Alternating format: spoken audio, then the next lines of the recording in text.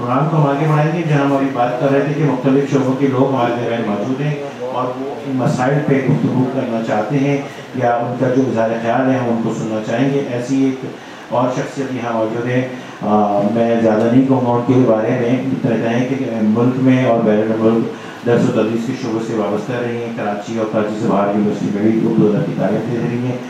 मेरी अपनी शरीक हयात, मेरी कुल कायनात इफ़्फ़त मसूद, वो आएंगी और अपने ख्याल इज़हार करेंगी।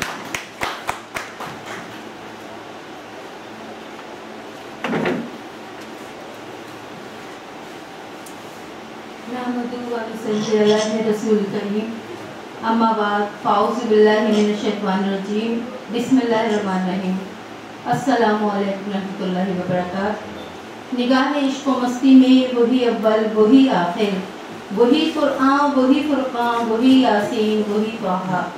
आगाज़ करते हुए मैं अपने पाक परवरदिगार के बाबरकत नाम से। आज का मौजू मुझे मालूम है कि पानी पे बहुत से ऐसे शख्सियात, बड़ी बड़ी शख्सियात इस शहर की बैठी हुई हैं जिन्होंने तहकीक की है पानी पे, और वो इस पे बहुत कुछ बोलेंगे इंशाल्लाह। लेकिन मैं ये समझती हूँ कि कराची के मसाइल पे, जैसे कि हमें अभी आमिर भाई ने बताया कि हम वक्तन फ़वक्तन प्रोग्राम करेंगे और कराची के तमाम मसाइल पे गुफ्तगू करेंगे। जैसे कि आपको मालूम है कि कराची जो पाकिस्तान का सबसे बड़ा शहर है आबादी के लिहाज से, और मैं ये कहूँगी कि मसाइल के एतबार से भी सबसे बड़ा शहर है, क्योंकि जितना बड़ा शहर है उतने ही ज़्यादा मसाइल हैं।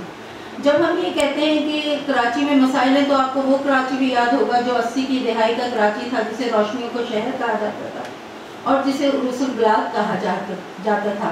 अभी भी मैं समझती हूँ कि कराची जो है वो रोशनियों का शहर है, बल्कि आज का दुबई कल का कराची था, और अगर कराची का ये हाल ना होता तो शायद आज दुबई भी दुबई ना होता।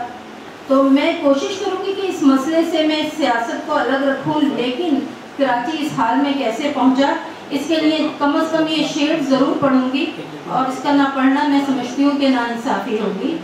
हज अदा करने गया था कौम का लीडर कोई, हज अदा करने गया था कौम का लीडर कोई, संगे बारी के लिए शैतान पर जाना पड़ा, एक कंकर फेंकने में ये सदा आई उसे, एक कंकर फेंकने में ये सदा आई उसे, तुम तो अपने आदमी थे तुमको आखिर क्या हुआ। तो बस ये मेरे ख्याल से अक्लमंद को इशारा काफ़ी, ये कह देना काफ़ी होगा मेरा।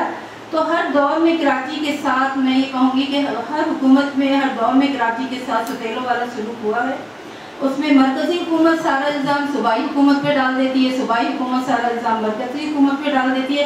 गर्व ये कि इनकी इल्ज़ाम तराशियाँ जो एक दूसरे के लिए होती हैं वो ख़त्म ही नहीं होती, लेकिन कराची के मसाइल का कोई हल नहीं होता। तो सबसे पहले तो ये देखना चाहिए कि कराची में वैसे तो बहुत मसाइल हैं, लेकिन जो बड़े मसाइल हैं वो किस तरह के हैं। तो मैं ये समझती हूँ कि पहला और सबसे बड़ा मसला कचरे और गंदगी का है। आपको पता है कि हमारी कराची में जा बजा कचरे की इस सारी अजान हो रही। अच्छा, तो कराची का ये कचरे और गंदगी का ढेर जा बजा पड़े हुए हैं, और सीवरेज का निज़ाम इस कदर गंदा है, हर जगह गटर के ढकने उबल रहे हैं, और उनकी वजह से जो पानी फैलता है वो सड़कों में, मोहल्लों में, गलियों में, और इसकी वजह से फिर जो बीमारियां आती हैं कराची में वो भी बेतहाशा आती हैं। इस पे मैंने खुद ही एक शेर कहा है आपकी नज़र की, कचरे के ढेर देखिए हर जा पड़े हुए, कचरे के ढेर देखिए हर जा पड़े हुए, आज सारी ज़िंदगी में है पत्थर गड़े हुए। और फिर इससे बड़ा मसला मैं कहूँगी बिजली का है, और बिजली जब नहीं होती तो बिल आखिर लास्ट जो बड़ा मसला है वो पानी का है, और बिजली का बुरहान पानी का बुरहान होता है। तो कराची ऐसा नहीं कि कराची वालों को पानी नहीं मिलता, कराची वालों को पानी मिलता है, लेकिन किस सूरत में, टैंकर माफिया की सूरत में। और मैं ये नहीं कहूँगी कि सिर्फ टैंकर माफिया मतलब पानी माफिया है, बिजली माफिया, पार्किंग माफिया, कचरा माफिया, अस्पताल mafia, sewerage mafia, encroachment mafia. आपने देखा खुसरो साहब ने बड़े लतीफ़ पैराए में ये बता दिया कि लोग आते हैं इंटीरियर से और फिर यहीं बस जाते हैं, लेकिन आप देखें तो ये इंक्रोचमेंट का मसला बहुत बड़ा मसला है कराची में। फिर हम अपने शहर हम लोग अपनी सहल अंदाज में रहने के स्टाइल से इन तमाम माफियाज को बड़ी आसानी से बर्दाश्त कर लेते हैं। हमने कभी नहीं सोचा कि हम इनको ख़त्म करके और हम इन प्रॉब्लम्स का, इन मसाइल का कोई हल निकालें। ये सारे माफियाज जो वो क्रिएट हुए हैं, ये सब इंतज़ामिया की नाअहली की वजह से क्रिएट हुए हैं, और इनसे हमें कराची में कोई भी सहूलत ऐसी नहीं है जो आवाम को बहुत आसानी से मैसर हो। अब हमें इनके हल के लिए क्या करना चाहिए? तो सबसे पहले तो हमें अपने लिए खड़ा होना चाहिए, और इन माफियाज से मुकाबला करने के लिए कराची वालों को एक होना पड़ेगा, आगे आना पड़ेगा, हर एक को अपने किरदार को जाहिर करना होगा और माशरती तौर पर रहना होगा। आपस में बात करें, बात करने से बहुत प्रॉब्लम्स हल होते हैं। आजकल हम जिस अंदाज में रहते हैं, सब अपने अपने घर में खुश, अपने रिश्तेदारों में खुश। ऐसा ना कीजिए प्लीज़, आप निकलें, अपने मोहल्ले के मसाइल मोहल्ले वालों से बात करें और इनका हल ढूंढें। और एक्चुअली तो हमें ऐसा करना पड़ेगा कि जितने अच्छे हमारे पास मुहक्किकीन हैं, ये सब मिलकर कराची का DNA ही तब्दील कर दें। और ऐसा करना पड़ेगा, कराची की नफ्सियात से लेकर कराची का स्ट्रक्चर मुकम्मल तौर पर हमें चेंज करना पड़ेगा। और इन मसाइल का सामना करने के लिए, जो कि ज़ाहिर है हम रोज़ करते हैं, इनका हल भी ढूंढना होगा अपनी ज़ातियात से बालातर होकर।